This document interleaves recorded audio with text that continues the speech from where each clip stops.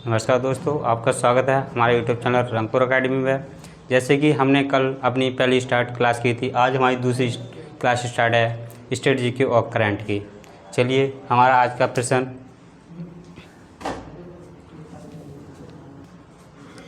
हमारा क्वेश्चन है, निम्न में से कौन मोहम्मद गजनवी के दरबार से संबंधित हैं। हमारे चार ऑप्शन हैं। पहला है अलबर्नी, फिर फिरदौसी, दूसरे हैं उतबी। कौन ये तीनों कौन थे? ये मतलब मोहम्मद गजनवी के दरबार से संबंधित थे। तो हमारे ऑप्शन तीनों सही हो जाएंगे। सही है। इनकी रचना पूछता है। इनकी रचना है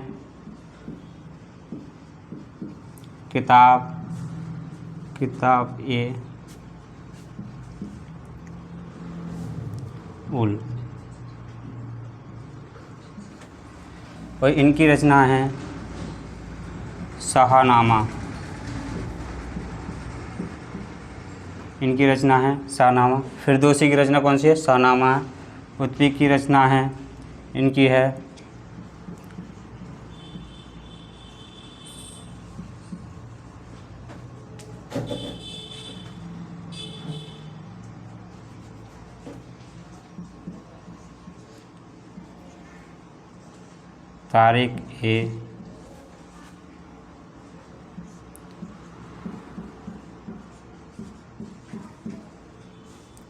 तारिक-ए-यामनी। सही है। इनकी अलबर्नी की रचना है किताब-ए उल, और फिरदौसी की रचना है शाहनामा, और उतबी की रचना है तारिक-ए-यामनी। मोहम्मद गजनवी किस वंश से संबंधित था? वो था, इसके बारे में जानते हैं। मोहम्मद गजनवी था, वो गजनी वंश से संबंधित था। किससे था?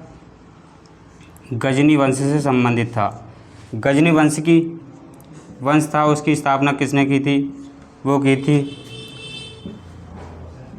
अल्पतगीन ने। किसने की थी? अल्पतगीन ने। इसके बाद जो नेक्स्ट शासक था, उसका नाम था सुबक्तगीन। उसके बाद शासक बना था, वो बना था मोहम्मद गजनवी। कौन बना था? मोहम्मद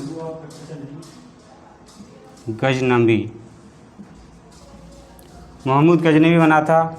और मोहम्मद गजनवी में भारत पर 17 बार आक्रमण किया था। कितनी बार किया था? 17 बार आक्रमण किया था इसने। इसका फेमस जो युद्ध था वो था 1025 का, जो सोमनाथ के मंदिर पे था। किस मंदिर पे था? सोमनाथ मंदिर पर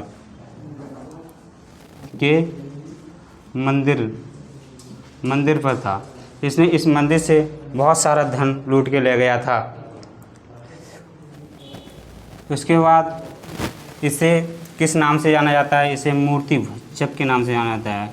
किस नाम से? मूर्ति भंजक के नाम से जाना जाता है। किस शासक को मूर्ति भंजक के नाम से जाना जाता है? तो मोहम्मद गजनवी को जाना जाता है। इनके साथ ये लेखक मतलब कवि थे, ये इनके दरबार से संबंधित थे, अलबर्नी, फिरदौसी और उतबी। सही है। गजनवी वंश की स्थापना पूछे किसने की है? तो वो की है अल्पतगीन। इसके बाद ये शासक बने थे, वो सुबक्तगीन बने थे। उसके बाद मोहम्मद गजनवी था। इसने भारत पर 17 बार आक्रमण किया था। इसका प्रसिद्ध आक्रमण था वो 1025 सोमनाथ के मंदिर पर था। इससे बहुत सारा धन लूट के ले गया था। फिर हमारा अगला क्वेश्चन,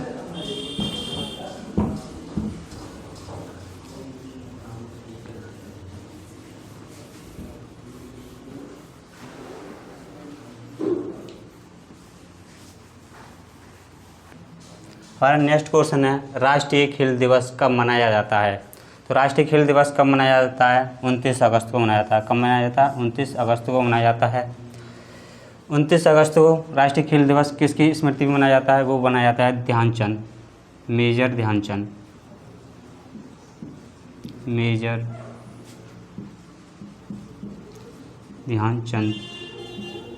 की स्मृति में मनाया जाता है। मेजर ध्यानचंद पूछ ले किससे संबंधित थे, किस खेल से संबंधित थे? तो वे थे हॉकी से। किससे संबंधित थे? हॉकी से संबंधित थे। अब हॉकी शब्द आया तो हॉकी से संबंधित जो मतलब ट्रॉफी होती हैं उसके बारे में देखते हैं। नंबर 1 मेजर ध्यानचंद ट्रॉफी, इससे ही संबंधित है। दूसरा है हमारा रंगास्वामी ट्रॉफी।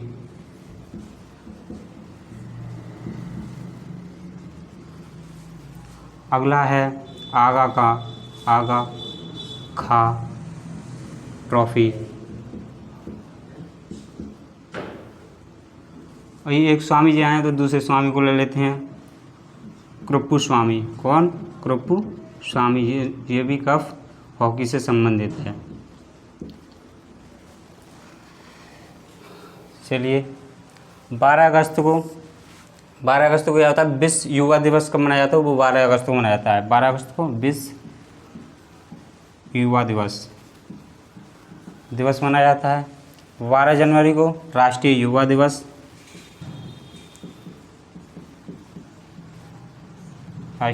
दिवस, और 10 जनवरी को विश्व हिंदी दिवस।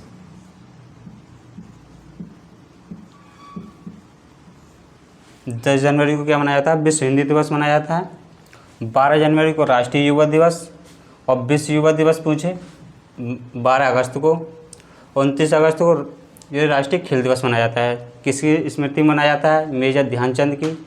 हॉकी से संबंधित कौन कौन से कप हैं? एक तो मेजर ध्यानचंद ट्रॉफी, दूसरा है रंगास्वामी ट्रॉफी, आगा ट्रॉफी और Kuppu Swami trophy.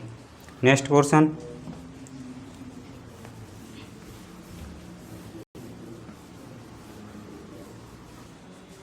Next question है संविधान के किस भाग में नागरिकता का उल्लेख है? तो किस भाग में है?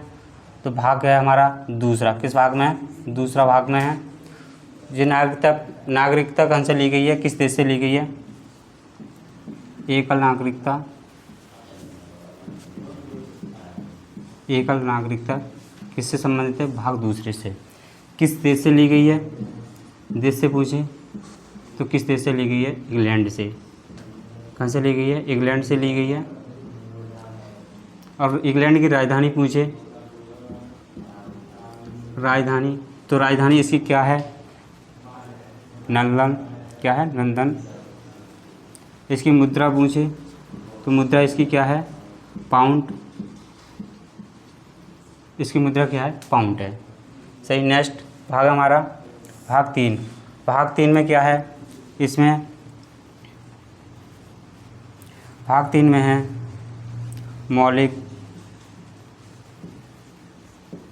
मौलिक अधिकार। भाग 3 में मौलिक अधिकार हैं।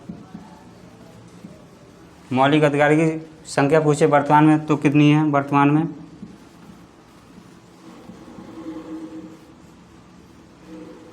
वर्तमान कितनी है? 6।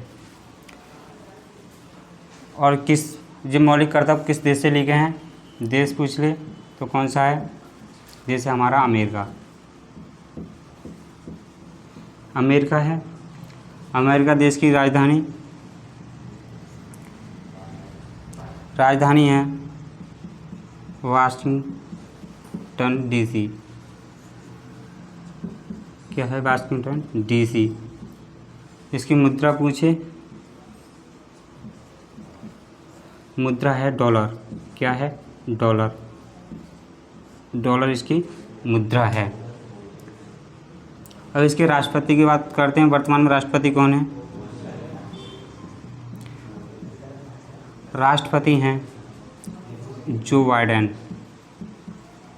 कौन है? जॉन बाइडेन है। उपराष्ट्रपति कौन है? ये हैं कमला। कौन है? कमला हैरिस। कौन है? कमला हैरिस। सही। अब भाग हम हम ऑप्शन तीसरे की बात करते हैं। भाग 4 में क्या है? भाग 4 में है राज्य के नीति निर्देशक तत्व।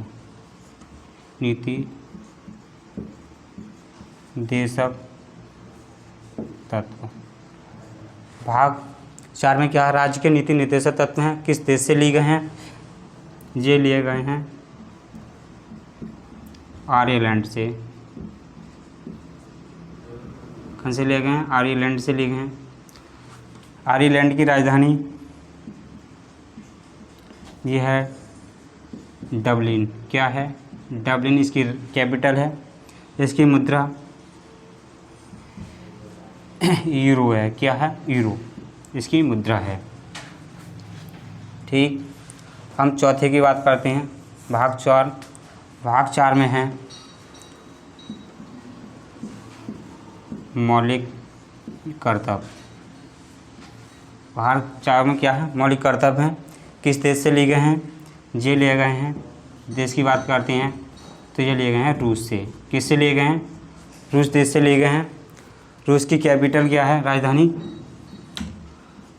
इसकी राजधानी है मॉस्को। क्या है? मॉस्को इसकी राजधानी है। इसकी मुद्रा क्या है? इसकी मुद्रा है रूबल। क्या है? रूबल इसकी मुद्रा है। इसके राष्ट्रपति कौन है? पुतिन। कौन है? पुतिन है। सही। और ये प्रश्न पूछता है रूस से सबसे बड़ा क्षेत्रफल में सबसे बड़ा देश कौन सा है? तो कौन सा है? फल में तो है बड़ा क्षेत्रफल में कौन है? वो है रूस। दोस्तों, आप इतनी बात समझ चुके होंगे संविधान के किस भाग में नागरिकता का उल्लेख है। तो भाग हमारा दूसरा। सही है। नागरिकता तीसरे में पूछे तो मौलिक अधिकार हैं। 4 में पूछे तो राज्य के नीति निर्देशक तत्व हैं। 3 में मौलिक अधिकार, दूसरे में एक नागरिकता। और भाग 4 का ए में पूछे 4A में पूछे तो क्या है? मौलिक कर्तव्य। किस देश से लिए गए हैं? ये लिए गए हैं रूस से। और ये राज्य के नीति निर्देशक तत्व आयरलैंड के देश से लिए गए हैं। सही है। हमारा अगला नेक्स्ट क्वेश्चन है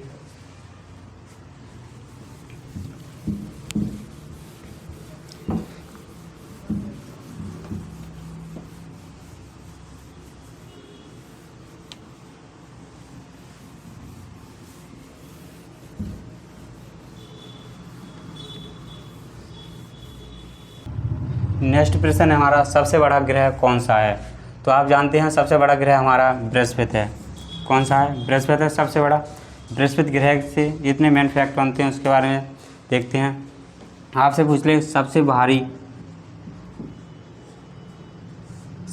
ग्रह कौन सा है? तो हमारा कौन सा है? बृहस्पति ग्रह है। नेक्स्ट, और ये नहीं पूछता है इससे प्रश्न बनता है कि सबसे बड़ा उपग्रह किस ग्रह का है? तो किसका है? सबसे बड़ा उपग्रह किसका है? सबसे बड़ा उपग्रह किसका है? वो किसका है? बृहस्पति का। और पूछ ले सबसे बड़े उपग्रह का नाम पूछ ले तो कौन सा है? वो है गैनीमेड। क्या है? गैनीमेड है। इससे कितने प्रश्न बनते हैं? सबसे भारी ग्रह हमारा बृहस्पति है। सबसे बड़ा उपग्रह किसका है? वो बृहस्पति का है। और सबसे बड़ा उपग्रह क्या नाम है उसका? वो है गैनीमेड। सही है। अब बुध ग्रह की बात करते हैं। पूछ ले सबसे छोटा ग्रह, सबसे छोटा ग्रह तो कौन सा है? बुध है। सूर्य के नज़दीक का ग्रह, सूर्य के नज़दीक का ग्रह कौन सा है? बुध ग्रह है। ठीक है। सबसे छोटा ग्रह बुध ग्रह, सूर्य के सबसे नज़दीक का ग्रह बुध ग्रह। और शुक्र के बारे में बात करते हैं। शुक्र ग्रह पृथ्वी के सबसे नज़दीक का ग्रह, पृथ्वी के नज़दीक का ग्रह, पृथ्वी के नज़दीक का ग्रह कौन सा है? शुक्र है। भोर का तारा, संध्या का तारा, पृथ्वी की जुड़वा बहन किसे कहा जाता है? वो कहा जाता है शुक्र ग्रह को। शुक्र ग्रह पृथ्वी के सबसे नज़दीक का ग्रह कौन सा है? शुक्र ग्रह। भोर का तारा किसे कहते हैं? वो शुक्र को कहते हैं। संध्या का तारा मतलब शुक्र को कहते हैं, संध्या का तारा। और पृथ्वी की जुड़वा बहन किसे कहा जाता है? शुक्र को कहा जाता है। और सबसे ज़्यादा गर्म ग्रह कौन सा है? सबसे ज़्यादा गर्म गर्म ग्रह कौन सा है? वो है शुक्र। ये इतने इससे प्रश्न बनते हैं। सबसे ज़्यादा गर्म ग्रह कौन सा है? शुक्र है। मंगल ग्रह की बात करते हैं और मंगल ग्रह की बात करते हैं तो मंगल ग्रह को लाल ग्रह किसे कहते हैं? तो कहते हैं मंगल ग्रह को लाल ग्रह। लाल ग्रह किसे कहते हैं? मंगल ग्रह को। इसके दो उपग्रह हैं। दो उपग्रह हैं, कौन कौन से हैं? दो हैं। नंबर 1 है फोबोस और डेमोस। कौन से हैं? दो इसके उपग्रह हैं, ये फोबोस ये डेमोस। सही है। और सबसे पूछ ले किस ग्रह पर सबसे बड़ा पर्वत है? तो किस पे है? मंगल ग्रह पर। पर्वत का नाम है निक्स ओलंपिया।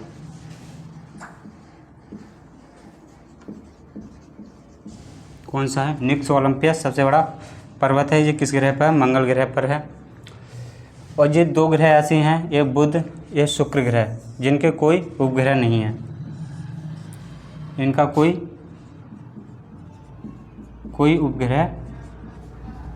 उपग्रह नहीं है, ना इसके कोई उपग्रह है। सही है। ठीक, नेक्स्ट क्वेश्चन देखते हैं।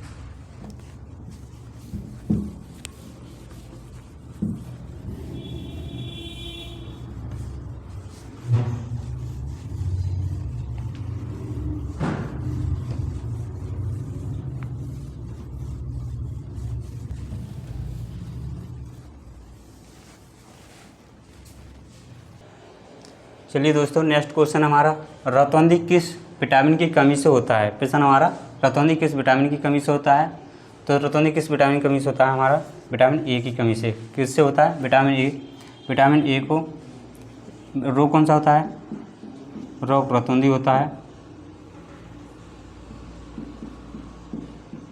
रतौंधी रोग होता है। इसका रासायनिक नाम क्या है विटामिन ए का? रासायनिक नाम है रेटिनॉल। क्या है? रेटिनॉल इसका रासायनिक नाम है। सही है। विटामिन बी रोग कौन सा होता है इससे? इससे होता है वेरी, कौन सा होता है? वेरी रोग। वेरी रोग होता है। इसका रासायनिक नाम कौन सा है? इसका है थायमिन। क्या है? थायमिन इसका क्या है? रासायनिक नाम। विटामिन सी की बात करते हैं। इससे विटामिन सी से रोग होता है इस कौन सा होता है? एस्कर्विक रोग होता है। इसका रासायनिक नाम जो होता है एस्कॉर्बिक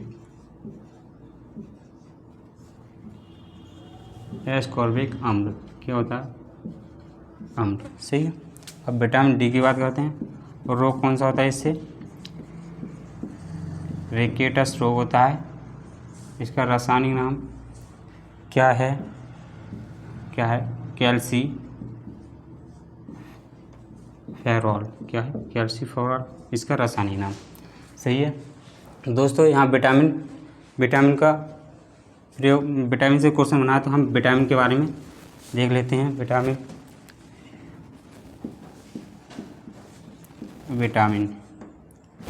विटामिन की खोज कब हुई थी?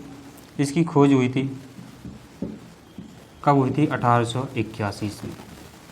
किसने की थी? लूडिन। किसने की थी? लूडिन। विटामिन शब्द का प्रयोग किसने किया था?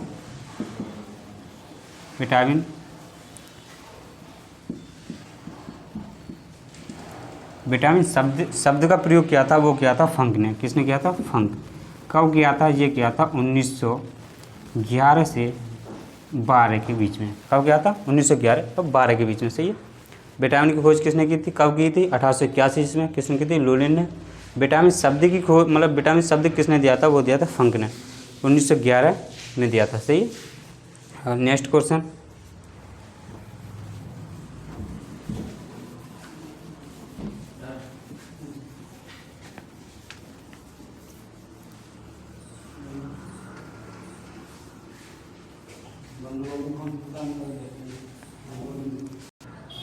नेक्स्ट क्वेश्चन है, ब्रह्म समाज की स्थापना कब हुई थी?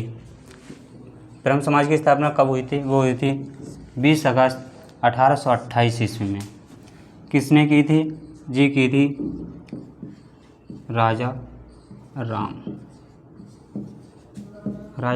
मोहन राय। किसने की थी? राजा राम मोहन राय ने ब्रह्म समाज की स्थापना की थी। अगला ऑप्शन हमारा 10 अप्रैल 1875 ईस्वी में किसकी स्थापना हुई थी? जो हुई थी किसकी स्थापना हुई थी? आर्य समाज की स्थापना। किसकी हुई थी? आर्य समाज की स्थापना हुई थी। इसकी स्थापना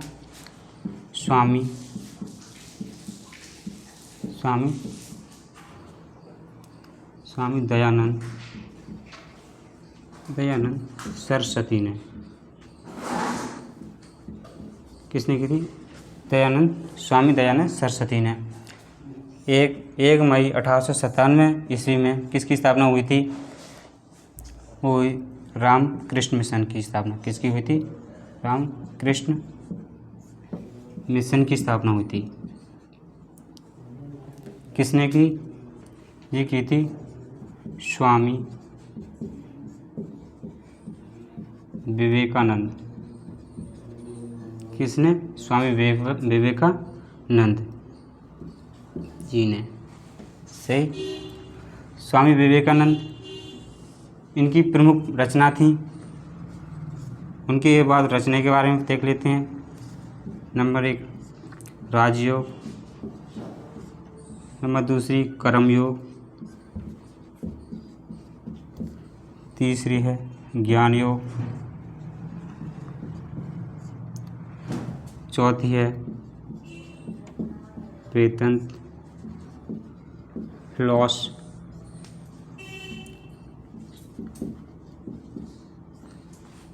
फिलॉसफी। सी, इनकी ये प्रमुख रचना थी।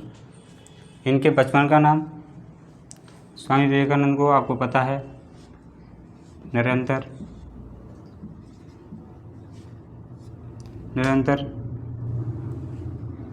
कौन सा? निरंतर नाथ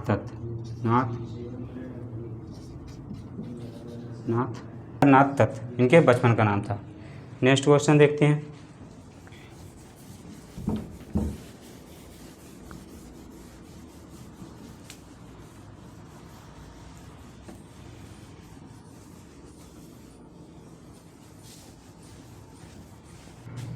नेक्स्ट क्वेश्चन है, मौसम जलवायु से संबंधित मंडल कौन सा है? ये मतलब दोनों मौसम और जलवायु घटना किस मंडल में होती है? तो किस मंडल में होती है? ये होती है क्षोभ मंडल में। किस में होती है? क्षोभ मंडल में। क्षोभ मंडल को आप क्षोभ मंडल मतलब इंग्लिश हिंदी नहीं दे रखा हो, इंग्लिश दे रखा हो, तो इसे इंग्लिश में बोलते हैं ट्रॉपोस्फियर। क्या बोलते हैं? ट्रॉपोस्फियर। इसे इंग्लिश में बोलते हैं स्ट्रेटोस्फियर। स्फीयर इसे बनते हैं आयनोस्फीयर। इसमें मौसम से संबंधित सभी घटना होती हैं। क्या होती हैं? मौसम से संबंधित सभी घटना किस में होती हैं? क्षोभ मंडल में होती हैं। समताप मंडल की बात करते हैं। इसमें नंबर 1 ओजोन परत पाई जाती है। आपसे प्रश्न पूछ लेगा ओजोन परत किस मंडल में पाई जाती है? वो समताप मंडल में पाई जाती है। और इस मंडल, दूसरी बात, वायुयान किस मंडल में उड़ते हैं? तो किस में उड़ते हैं? समताप मंडल में। ओजोन परत का ये कार्य होता है, क्या होता है? सूर्य से पराबैंगनी किरणें आती हैं, उसे पराबैंगनी किरणों को क्या करती हैं? रोकती हैं पृथ्वी से आने से। सही है। अब इसमें पराबैंगनी शब्द आया, इसकी खोज किसने की थी? वो की थी जॉन रिक्टर। किसने की थी? जॉन रिक्टर ने पराबैंगनी किरणें की खोज की थी। ठीक। ओजोन परत आया, ओजोन परत की खोज किसने की थी? इसकी खोज हुई थी 1913 ईस्वी में। ओजोन की खोज कब हुई थी? 1913 ईस्वी में। किसने की थी? चार्ल्स किसने की थी? चार्ल्स फेरबी ने। किसने की थी? चार्ल्स फेरबी ने इसकी ओजोन परत की खोज की थी। ओजोन ओजोन जो परत का अध्ययन है वो किस में किया जाता है? अध्ययन वो किया जाता है डॉप्सन। किस में किया जाता है? डॉप्सन। डॉप्सन में किया था। इसकी मतलब इसका जो अध्ययन किया था वो डॉप्सन में, या इसको किस में मापा जाता है? वो डॉप्सन में मापा जाता है। सही है। ओजोन दिवस कब मनाया जाता है? ओजोन दिवस 16 सितंबर को मनाया जाता है। कब मनाया जाता है? 16 सितंबर को ओजोन दिवस मनाया जाता है। इसका जो सूत्र होता है वो क्या होता है? O3 इसका सूत्र होता है। क्या होता है? O3 इसका सूत्र होता है। हम बात कर लेते हैं आयन मंडल। इसमें दूर संचार घटना होती है, जैसे कि रेडियो तरंगें। ये किसमें घटना होती है? ये होती है सब आयन मंडल में। एक बार दोबारा रिपीट करते हैं। क्षोभ मंडल को इंग्लिश में ट्रॉपोस्फीयर बोलते हैं। इसमें मौसम से संबंधित सभी घटना होती हैं, जैसे कि बरसात है, तूफान है, आंधी आदि घटना सब क्षोभ मंडल में होती है। समताप मंडल में इसे स्ट्रेटोस्फीयर बोलते हैं। इसमें दो इसकी विशेषता होती है, एक तो ओजोन परत पाई जाती है और दूसरी वायुयान इस मंडल में होती हैं। और ओजोन परत का जो कार्य होता है वो सूर्य से पराबैंगनी किरणें आती हैं, उसे पृथ्वी से आने से रोकती है। दूसरा, पराबैंगनी किरणें की खोज किसने की थी? वो जॉन डायरेक्टर ने की थी। और ओजोन परत की खोज कब हुई थी? वो 1913 ईस्वी में हुई थी। कब हुई थी? चार्ल्स फेरबी ने इसकी खोज की थी। इसका जो अध्ययन होता है वो डॉप्सन यूनिट में किया जाता है। ओजोन दिवस कब मनाया जाता है? 16 सितंबर को मनाया जाता है। इसका सूत्र होता है O3 होता है। सही। आयन मंडल की बात करते हैं, इसे आयनोस्फीयर बोलते हैं। इसमें दूर संचार जैसे कि रेडियो तरंगें, हम जैसे कि नेट चलाते हैं वो सब इस तरंगें होती हैं, वो सब इसमें आयन मंडल में पहुंचती हैं। नेक्स्ट क्वेश्चन देखते हैं।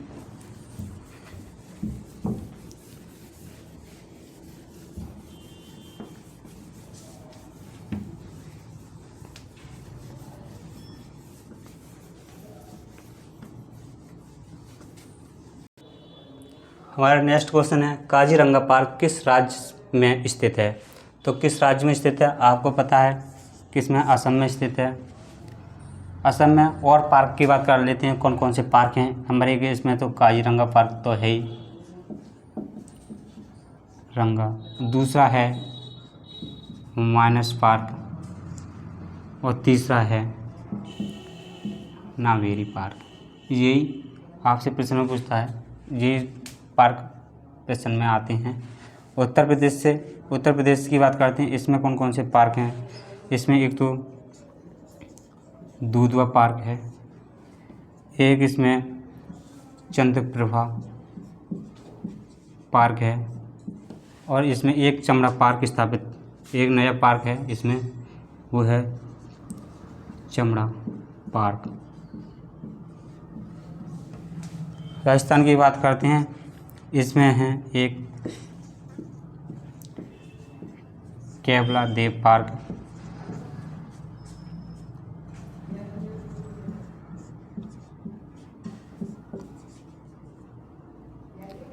रणथंभौर पार्क। बिहार की बात करते हैं, इसमें एक पार्क है, ये है वाल्मीकि।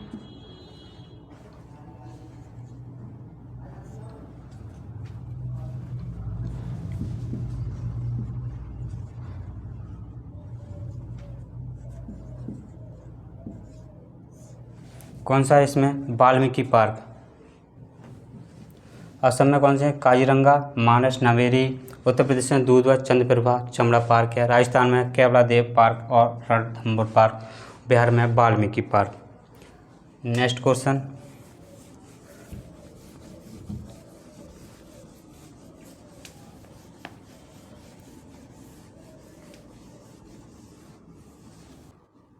चलिए दोस्तों, अगला हमारा प्रश्न है, आगा कब किस खेल से संबंधित है? तो किस खेल से संबंधित है? ये है हमारा हॉकी से। किससे संबंधित है? हॉकी से संबंधित है। हॉकी से और देख लेते हैं कौन कौन से संबंधित हैं। जैसे कि आगे हमने देखा था रंगास्वामी कप, ये स्वामी है। दूसरे और ले लेते हैं, ये कृपस्वामी स्वामी और major Dhyanchand trophy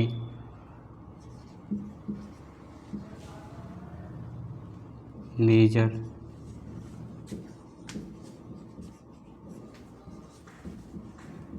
Dhyanchand trophy. जैसे हॉकी से संबंधित हैं, क्रिकेट की बात कर लेते हैं। विजय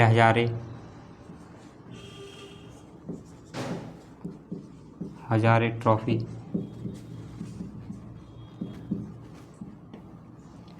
देवधर ट्रॉफी,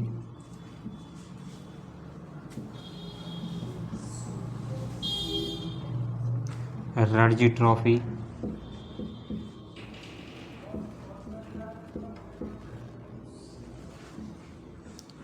और कौन सी, दिलीप ट्रॉफी, दिलीप ट्रॉफी। सही। बैडमिंटन की बात करते हैं। Number 1 Deewan cup, number 2 Amit Agarwal cup,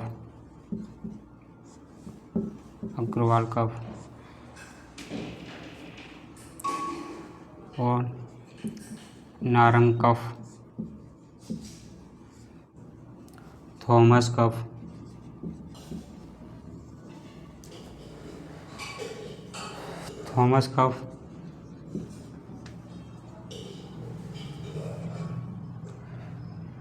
और सुधीर मन कप, ये आदि बैडमिंटन से संबंधित हैं। फुटबॉल की बात कर लेते हैं। संतोष ट्रॉफी,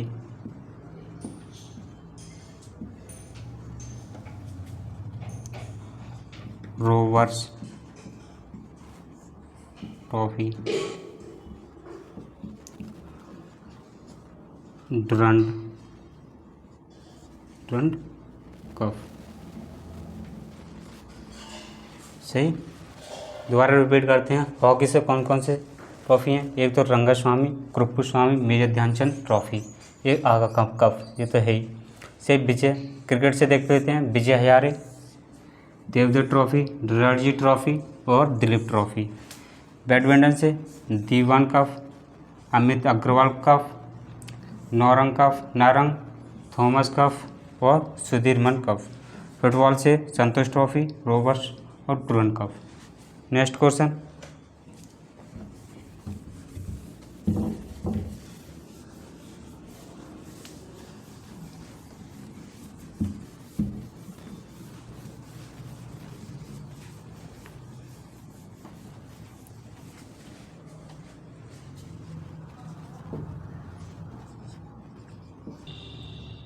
नेक्स्ट क्वेश्चन है हमारा, प्रथम पंचवर्षीय योजना कब लागू हुई थी? तो कब हुई थी? प्रथम पंचवर्षीय योजना वो लागू हुई थी 1951 से 56 तक। पहला ऑप्शन हमारा सही है। इससे मेन फैक्ट बनते हैं, उसके बारे में देखते हैं। पंचवर्षीय योजना पहली किस मॉडल पर आधारित थी? ये प्रश्न पूछता है किस मॉडल पर आधारित थी। वो थी हैरोल्ड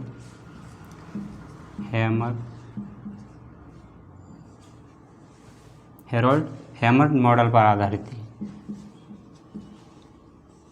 सही।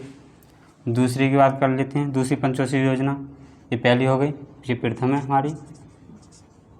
दूसरी ये सेकंड है। सेकंड की बात करते हैं, ये किस मॉडल पर आधारित थी? ये थी महालैनोविस। किस मॉडल पर आधारित थी? महालैनोविस मॉडल पर आधारित थी। ठीक। अब तीसरे की बात कर लेते हैं, थर्ड की। 1961 से 1956 तक चली थी। इसमें 1961 से 1966 तक चली थी। इसमें ये हरित क्रांति, इसमें कौन सा मेन फैक्ट था? इसमें हरित क्रांति हुई थी। हरित क्रांति भारत में, विश्व में पूछे हरित क्रांति कब शुरू हुई थी विश्व में? तो विश्व में हुई थी विश्व में हरित क्रांति वो कब हुई थी? 1961 ईस्वी में हुई थी। कब हुई थी? विश्व में 1961 ईस्वी में शुरू हुई थी। और भारत में पूछे, भारत में कब शुरुआत हुई थी इसमें इसकी? तो हुई थी 1965 ईस्वी में शुरू हुई थी। ठीक, चौथी पंचवर्षीय योजना की बात करते हैं। ये चली थी 1969 से 1974। 3 साल का गैप क्यों रहा था इसमें? 1962 और 1965। 1962 में जो युद्ध हुआ था वो हुआ था चीन के साथ, 1965 में पाकिस्तान के। इस वजह से पंचवर्षीय योजना नहीं लागू हुई थी, इस वजह से 3 साल का गैप था। फिर हमारी चौथी पंचवर्षीय योजना थी वो 1969 से 1974। इसका जो मेन फैक्ट था वो था जैसे 14 बैंकों का क्या हुआ था? राष्ट्रीयकरण हुआ था। क्या हुआ था? 14 बैंकों का राष्ट्रीयकरण। 14 बैंकों का कब हुआ था? ये हुआ था 1969। कब हुआ था? 1969 में। दूसरा फैक्ट था इसमें का, दूसरा था भारत में जो परमाणु परीक्षण हुआ था वो कब हुआ था? ये हुआ था 1974 में। परमाणु विस्फोट कब हुआ था? 1974 में। इसे क्या नाम दिया गया था? इसे स्माइलिंग बुद्धा नाम दिया गया था। ठीक, आपको ये समझ चुके होंगे। दोबारा रिपीट करते हैं। पहली पंचवर्षीय योजना 1951 से 1956 किस मॉडल पर आधारित थी? हैरोल्ड हैमर मॉडल पर थी। दूसरी चली थी 1956 से 61 में, महालैनोबिस मॉडल पर थी। और तीसरी थी 1961 से 1966 तक। इसमें हरित क्रांति को लागू किया गया था। विश्व में पूछे प्रथम हरित क्रांति कब शुरू हुई थी? 1961 में हुई थी। भारत में 1965 से शुरुआत हुई थी। और चौथी पंचवर्षीय योजना 1969 से 1974। इसमें 14 बैंकों का राष्ट्रीयकरण किया गया था 1969 में। और इसका दूसरा फैक्ट था भारत में परमाणु परीक्षण कब हुआ था? वो हुआ था 1974। और दूसरी बार कब हुआ था? वो हुआ था 1998। कब हुआ था? 1998 राजस्थान में। ठीक, चलिए दोस्तों, हमारी आज की क्लास यहीं समाप्त होती है। अगर वीडियो पसंद आई तो इसे लाइक करें, शेयर करें, कमेंट करें। जय हिंद, जय भारत। और हमारे यूट्यूब चैनल को सब्सक्राइब करें। जय हिंद, जय भारत।